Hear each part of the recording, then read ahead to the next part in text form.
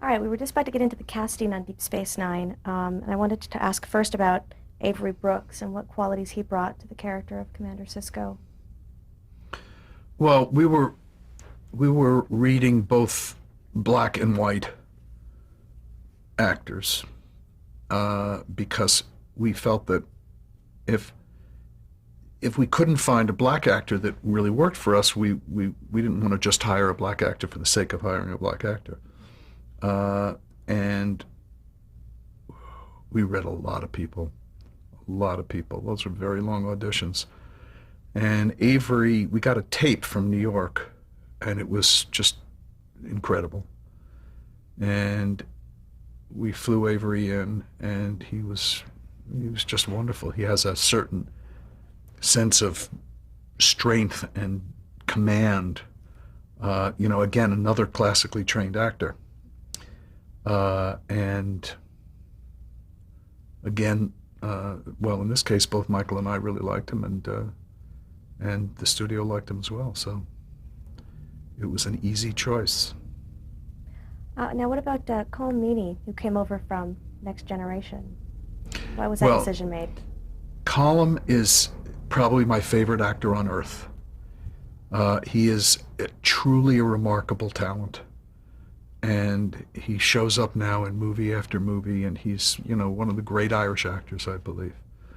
And I have met some pretty impressive directors like Stephen Frears and Alan Parker who would corroborate that because he's been in a lot of their movies.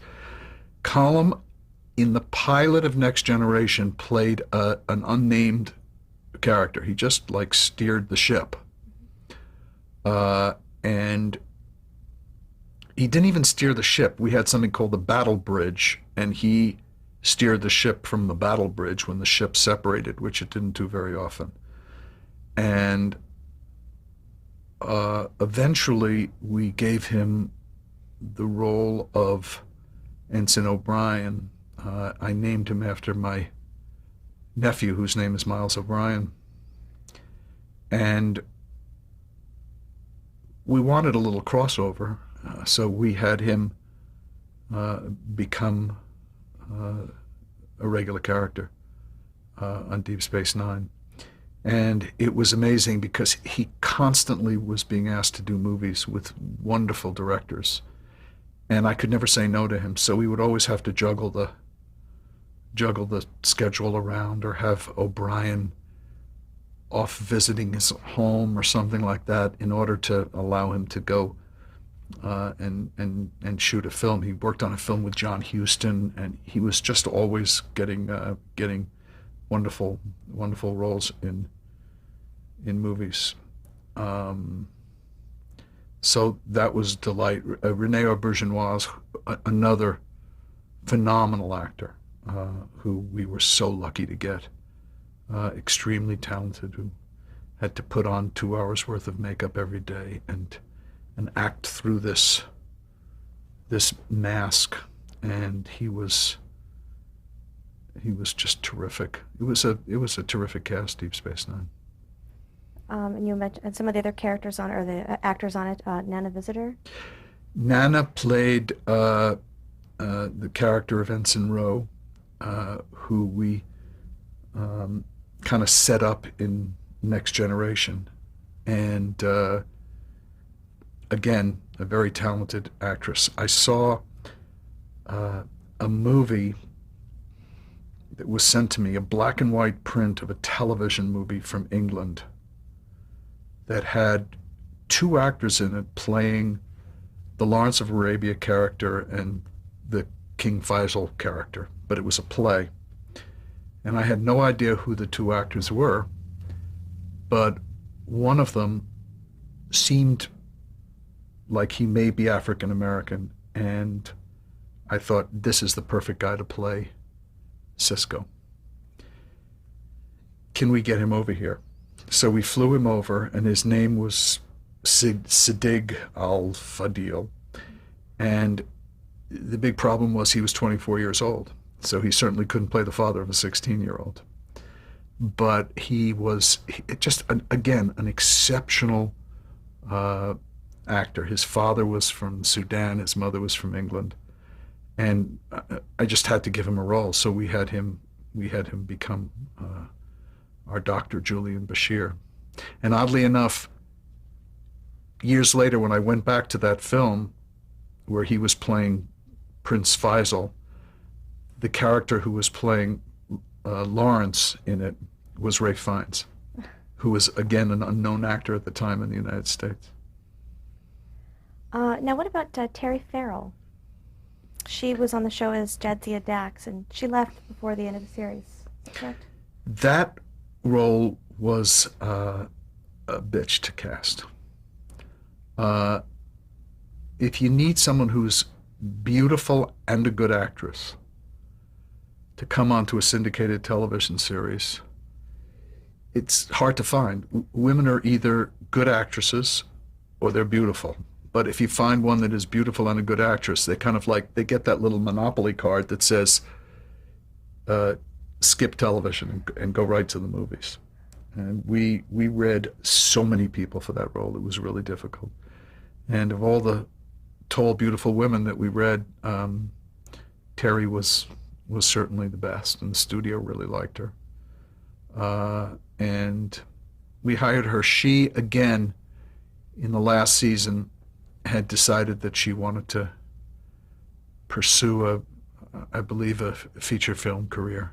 And she, for whatever reason, left the show. And Ira and company wrote an episode in which she gets herself shot and killed.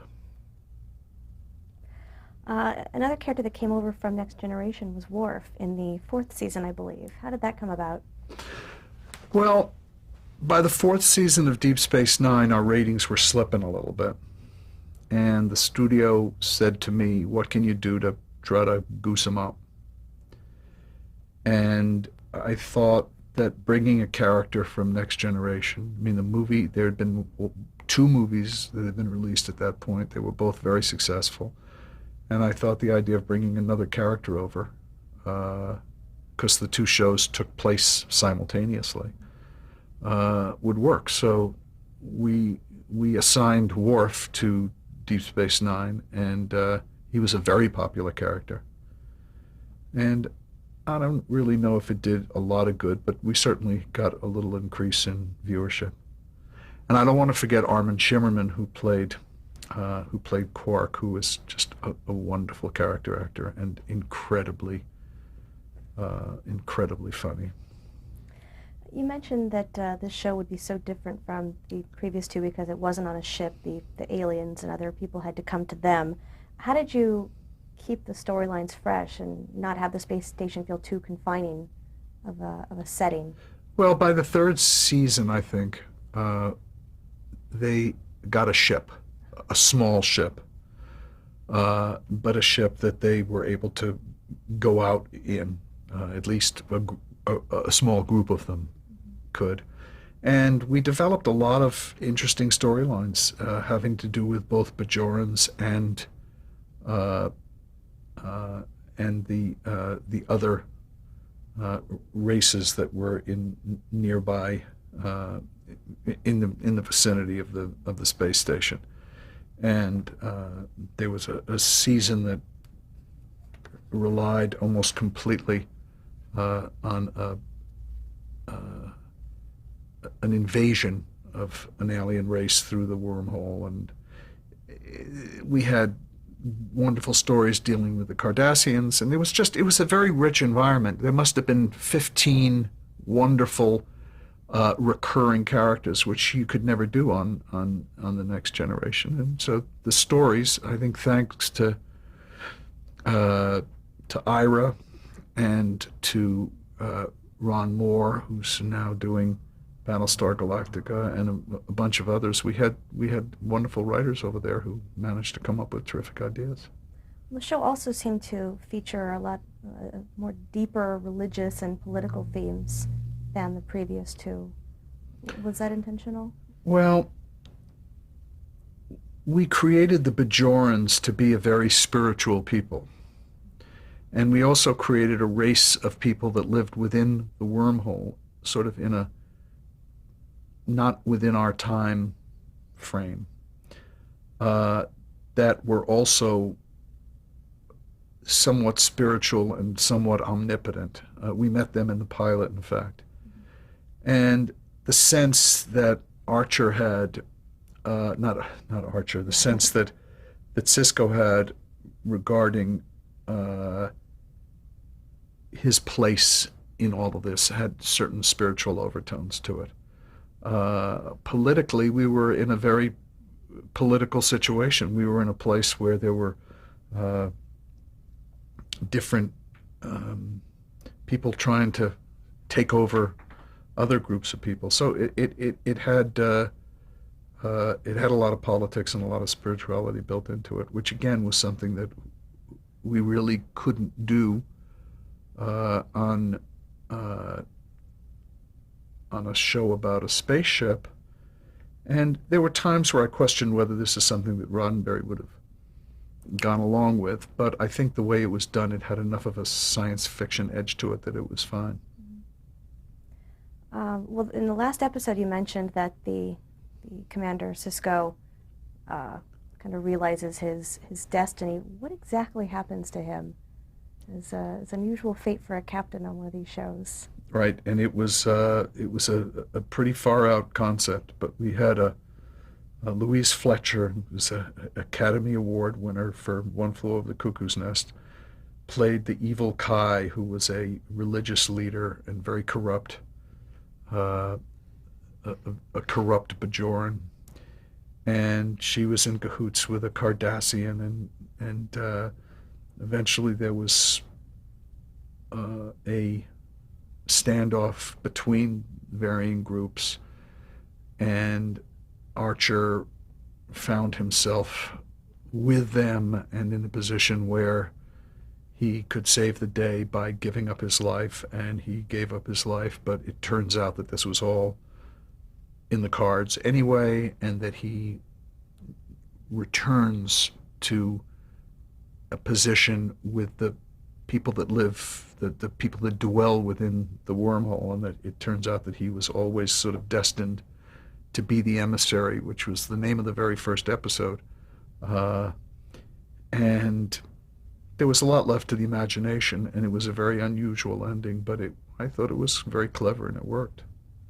So Cisco is human, but he's also kind of something else. Also kind of something else. One other episode I specifically wanted to ask about was, of course, the very well-known, let me make sure say it just right, Trials and Tribulations.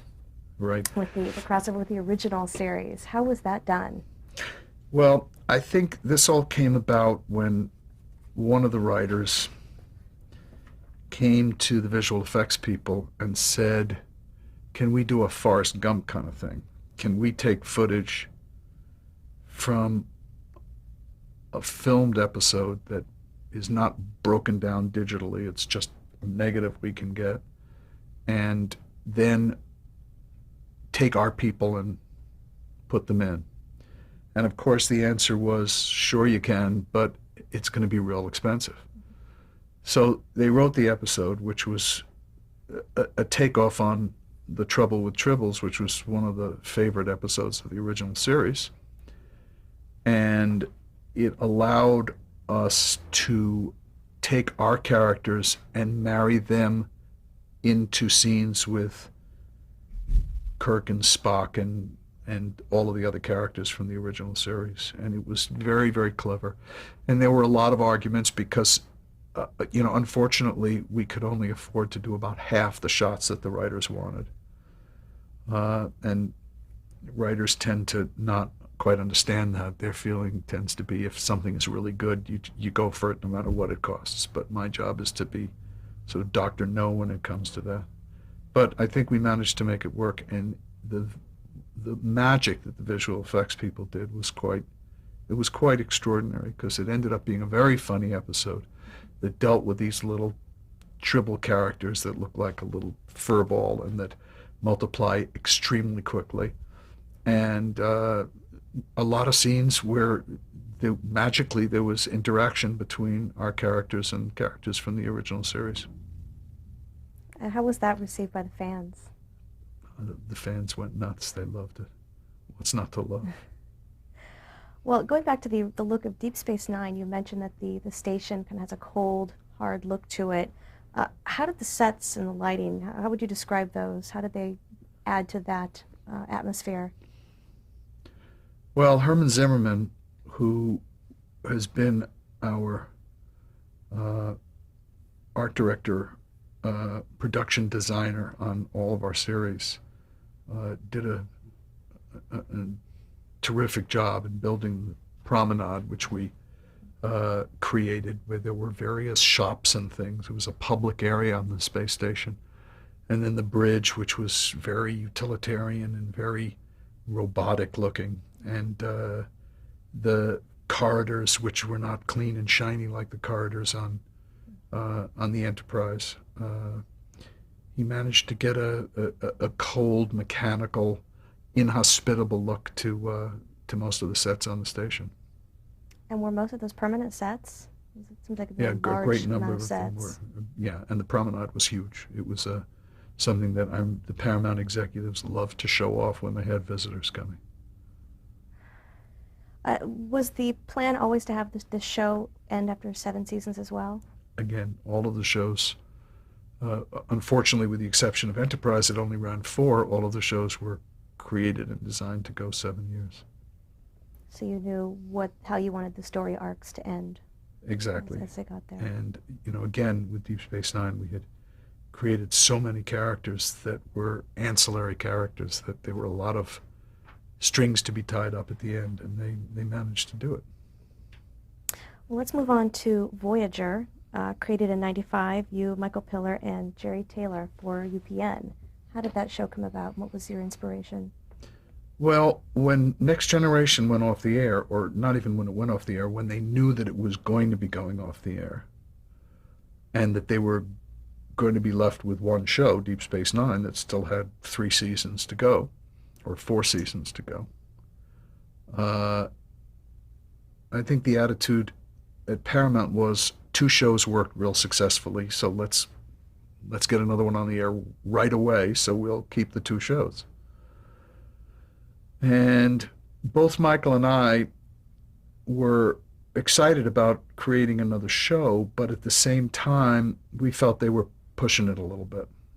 That there's just so much you can do, and it just seemed a little quick because at that point, Next Generation was ending, Deep Space Nine was in the middle of its run, and a movie was about to be released, and a new television series. But the studio was very emphatic about it. And also, unbeknownst to us at first, the studio had planned to open a new network, which ended up becoming UPN. And they felt that the great tentpole of this new network would be a Star Trek show. So one piece of good news was we were in a position to go back onto a spaceship because Next Generation was going off the air. And Jerry Taylor, who had been one of our co-executive producers and eventually an executive producer on Next Generation, I adored. She's a wonderful writer, and she ended up being the showrunner on Next Generation near the end. And I invited her to join Michael and myself in creating this show. But again, we knew we were going back on a spaceship, but we had to do something different. Next Generation had just gone off the air. So the idea was, let's pick a woman to play the captain, something we hadn't done yet. And let's, in the pilot, take the ship and have some horrible thing happen that vaults the ship all the way across the galaxy. And the series has to be them out of touch with Starfleet, trying to get home. Which is what we did. And one of the interesting casting situations had to do with a French actress named Geneviève Bujold. Uh, she had been an Academy Award winning movie star, French Canadian, and she came and read for us. And Michael and Jerry adored her. And I felt there was something funny here. There was something that didn't seem right. That this was a woman who in no way was going to be able to deal with the rigors of episodic television. And I made that point very clear. And they all said, that's nonsense. It's going to be fine. So I said, well, at least let's read her the riot act. Let's tell her how awful it can be to be a regular on a television series, that she's going to be working with directors she doesn't know. She's going to be working 15 hours a day. She's going to, et cetera, et cetera. So we had her in. Of course, the studio was in love with the idea of an Academy Award winning movie star. And we told her everything. We told her everything about how horrible being on a television show would be. And she said, let me go home and talk to my children. And she called me the next day and she said, I've spoken with my children and the answer is oui, I will do it. And I just went, I know I'm right about this. I know this isn't going to work. But she agreed, and we painted a very dark picture of what it was like. And anyway, to make a long story a little shorter, she quit on the first day. And maybe it was the second day. And as chaotic as that was, it was a wonderful sense of vindication for me that I had been right in this. But on the first day, I got calls from Rick Colby, who was directing the pilot, saying that she was having trouble with her lines. She felt that she couldn't memorize 7 pages a day. She refused, earlier she refused to dye her hair. She had completely gray hair and we wanted her to dye it. She refused to dye it. She finally agreed to dye it. And then one of the hair people came to comb her hair and she said, get away, nobody touches my hair. And a makeup person came to touch her up. And then she started saying, I don't know this Rick Colby. How am I supposed to work with the director? I don't know. And she finally went to her trailer in tears. And I got a call from the director. And I went down to her trailer with the director, and I was very calm, and I looked at her, and I just said, I just knew that this was not going to happen. So I said to her, look, just pack up your stuff and go home. Everything is going to be fine. And at that point, I called the studio people, the chairman of television division, and told him the story, and he agreed, and we just said, let's shut down. And shutting down is very expensive because you have to carry a lot of people. And let's start the casting procedure again. And luckily, we had a second and third choice. And the second choice was Kate Mulgrew. And she came in and read for us and for the studio. And as soon as we had hair situations worked out and uniform situations worked out, within a week we were shooting again. But somewhere the dailies of that first day or 2 days with Geneviève Bujold exist, but it didn't go very far. Oh dear. Talk a little about that character, Captain Janeway. How does she now compare with previous Star Trek captains? Well, the challenge with Janeway was we wanted her to be a Starfleet captain, which is a very high-ranking military position of authority, but we also wanted her to be feminine. And sometimes those two things don't go hand in hand. If you look at female officers in the military who make it to the rank of admiral or general, they tend to not be babes. Now, we cast a woman in her 40s, and it wasn't, we weren't looking for a babe look, but we wanted a feminine woman, and that was the great thing about having Jerry along, because we had, as an executive producer and as a writer, we had, a woman's perspective, which we thought was very important. And we wanted basically to balance those two things. And I think, with the exception of some hair problems, it worked out very well. Carrie McCluggage, who I adore, who was running the television division for 10 years at Paramount, was a man who was obsessed with hair. And if you look at his family, you can see it. They all have perfect hair. And we got a call from Carrie after like the first day of dailies saying he hated Kate's hair, and we ended up having to reshoot half of her stuff. And then there was another hairdo. It continued. It continued. It continued into Enterprise.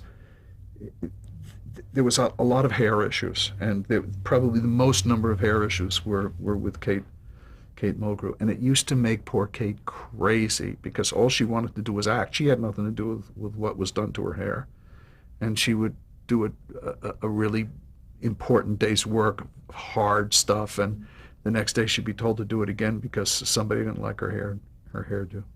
But we finally ended up getting it worked out. What qualities did Kate Mulgrew bring to the character of Janeway? I think Kate's a very interesting actor. She's got a deep, kind of sexy but odd voice. She's very passionate, and she took the work very seriously, and she managed to be a woman, and to be a feminine woman, and at the same time to be a leader. And she was perfect for the part. And without it looking like boasting, she was my first choice from the beginning. What was the fan reaction to this first female captain? Uh, as far as I recall, the fan reaction was very, very positive. There was no sense of anybody angry that we had a woman at the helm. Well, let's go through quickly the rest of the cast, a little bit about the casting, how they came into their roles. We can start with Robert Beltran as Chakotay. Right, we wanted to cast an American Indian, and it was extremely hard. There are not many American Indian actors, and Beltran, who is basically of Mexican heritage, had as many people from Central and South America do. He had a somewhat of a Native American look to him, and he was kind of a hunk, and he was a terrific actor. He had his one big role had been in a movie called Eating Raoul, where he played Raoul in this film that was somewhat of a cult movie, and I think he grew a little bit frustrated that his part never got quite as big as he had hoped it would, but he did a good job. What about Tim Russ as Tuvok? Tim, I had used in I think our first movie, Generations. He was one of the officers on the bridge, an unnamed officer on the bridge, and I just loved his look. In fact, he was the second choice for the role of Geordi. When we managed to knock it down, our first choice was LeVar, and our second choice was Tim Rush. So I was anxious to hire him. He's another fine actor. All right, let's stop right there.